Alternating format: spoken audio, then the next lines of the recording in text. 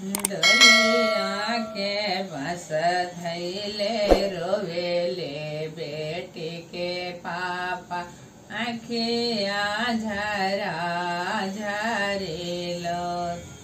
डोलिया के बस धैले रोवेले बेटी के चाचा आखिया झरा झरेलो। आपन बेटे हम के करा के सौंपे के करी है प्रतिपाल।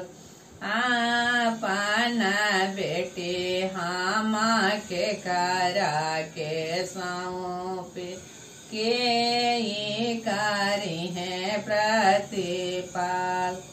काशी से बोले ले समाधि कावन समाधि। बनारस से बोले ले समाधि कावन समाधि। सोने समाधि अरज हमार सोने समाधि अरज हमार। आपन बेटे समधे हमारा के सौंपे हम ही करबे प्रतिपाल। आपन बेटे समधे हमारा के सौंपे हम ही करबे प्रतिपाल। डोलिया के बस धैले रोवेले कावन भैया आखिया झरा झरेलो।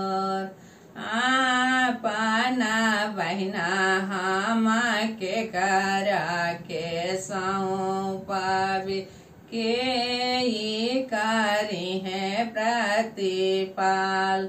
आपन बहिना हम के करा के सौंपबे के करी है प्रतिपाल। बनारस से बोले ले दुल्हा कावन दुल्हा सोना सरहु अरज हमार। आपन बहिना सरवो हमारा के सौंपाय हम ही करबे प्रतिपाल। आपन बहिना सरवो हमारा के सौंपे हम ही करबे प्रतिपाल।